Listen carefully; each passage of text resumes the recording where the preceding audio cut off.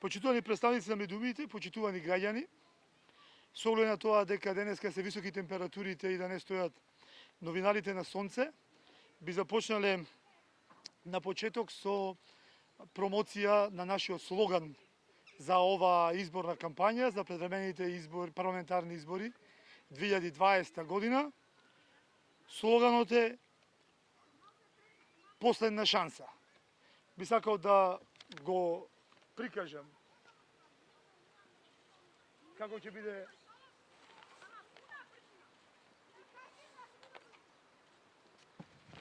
го наповели како ќе биде брендирана нашата кампања. Ова е последна шанса да ја спроведеме на дело идеологијата на здравиот разум, последна шанса да живееме во слобода, спокој и солидарност, последна шанса за нормална држава, последна шанса за богати граѓани. И на крајот, последна шанса да се ја вратиме државата во своји раце. На овие избори настапуваме под овој слоган последна шанса и одбравме денес да го направиме тоа, бидејќи согласно законот, изборниот законник и уставот, денес отпочнува изборната кампања. Денес ќе ви говорам за последна шанса за обештетување на граѓаните. Проект од 30 програма 2020, трет дел солидарност. Нашата крајна цел се богати граѓани. Само такви богати и достоинствени граѓани кои се своји на своето може да изградат нормална држава. Проектот обештетување на граѓаните предвидува директно парично обештетување за македонските граѓани кои се буквално ограбени во последните 30 години. Тоа ќе го опфати секој граѓанин на Републиката, согласно мерливи критериуми за утврдување на степенот на индивидуална штета која е веќе настаната.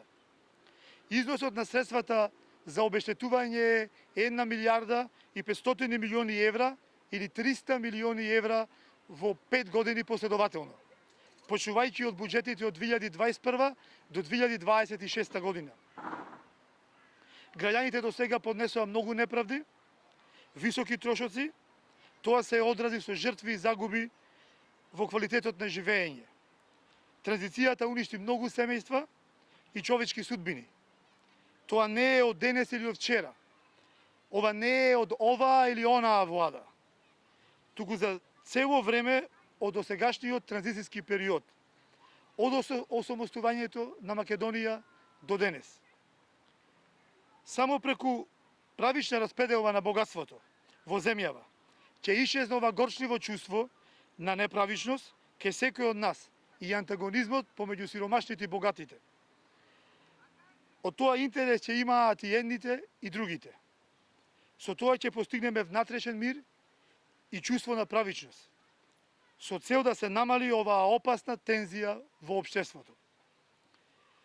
Потребно е да се воспостави историска правда, баланс помеѓу жртвите и джелатите. Правда кон секој оној кон кого и државата била неправедна. Македонски концепт ја констатира итна потреба од пристапување кон обештетување на граѓаните. Ви благодарам. Дали имате прашања?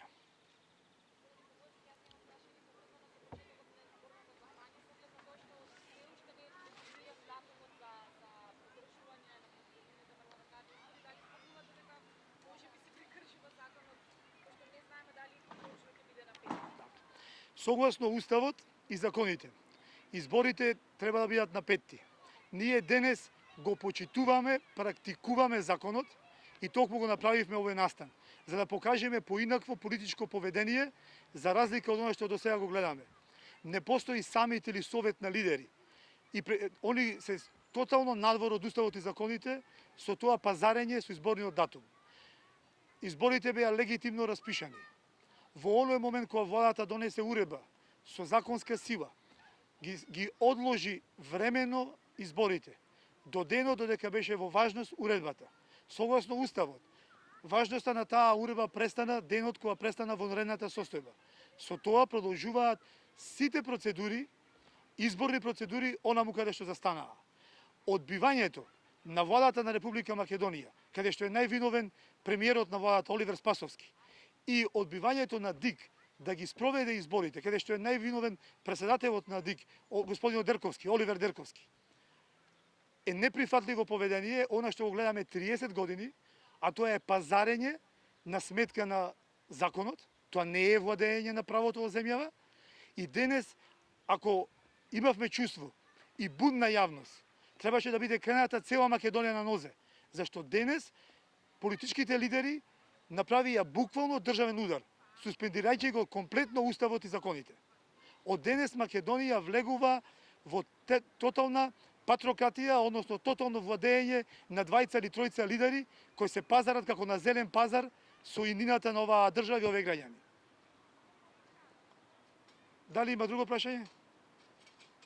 Бојана имаше неколку прашања кои ни пристигнаа по мейл од ваши колеги новинари поради, знаете, кризата, корона кризата. Бојана, може да прочиташ некои прашања? Кој е во право, Тала Џафери, Мицковски или Дерковски? Во овој момент не се во право ниту едниот, ниту другиот, ниту третиот. Тала Џафери беше во право кога не го свикуваше собранието.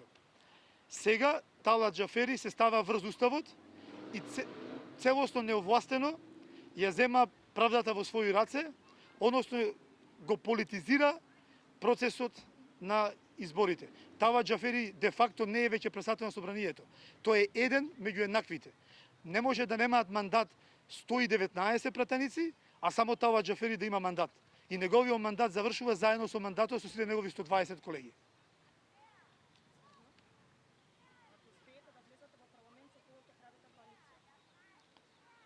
Коалиција, ако успееме да имаме пратеници, коалиција ќе направиме со она партија која ќе ја препознае оваа шанса, ќе ги прифати решенијата кои ние ги нудиме за вистински рестарт на општеството.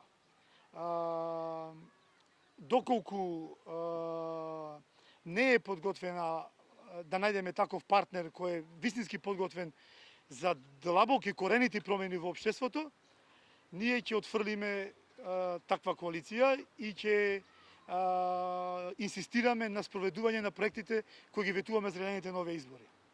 Дадохте коментар за Ахмети за премиер. Каков е вашиот став за тоа? Дуи манипулира со јавноста и господинот Ахмети не е искрен. Друго прашање? Што точно опфаќа планот за обештетување? Овој проект обештетување на граѓаните опфаќа по посебен методолошки пристап, кој во иднина треба да го изготват државните служби, стручни служби, врз база на она кое ние го предвидуваме. Тоа е буквално обештетување на сите семејства и граѓани настрадани во целата оваа транзиција, вклучително и наследно обештетување на семејствата кои настрадаа, а луѓето кои настрадаа веќе не се меѓу живите, или голем дел од нивните деца ја напуштија републиката, државата. Дали сте разговарале со некого за коалиција? Не сме разговарале со коалиција. Кои се членовите на вашата платформа? Нашите членови се истакнати професионалци во сите области, без политички багаж, кои имаат големо искуство во сите сфери на животот и се подготвени активно да се вклучат во ова историска шанса за Македонија. Зошто се сметате за трета опција? Не сме трета опција. Напротив, се сметаме за прва и единствена опција. Другата опција е мафијата, а мислам дека тоа не е опција. Каков е вашиот став за избори на 8 јули? Па ние имаме став дека изборите согласно закон и устав мора да се одржат на 5 јули. Дали мислите дека ќе имате капацитет да ги смените работите? Не само што мислиме, туку сме сигурни дека имаме и капацитет, и знаење, и подготвеност многу сериозно да ги смениме работите. И дали да излезат граѓаните на избори без Мицковски? Па Мицкоски е само еден граѓанин во оваа земја. Мицкоски не е граѓаните. Ја ги повикувам сите граѓани масовно да излезат на гласање и да стават крај на ова што сега го гледаме, на ова политичко партиско пазарење. Мислам дека и ВМРО ДПМН не е единствена опозиција. Они се веќе на гласачкото ливче и не може да ги бойкотираат изборите. Од друга страна има низа и низа понуда на гласачкото ливче, така да граѓаните имаат што да изберат. Ако се тие сите прашања, ви благодарам многу. Се гледаме во наредна прилика.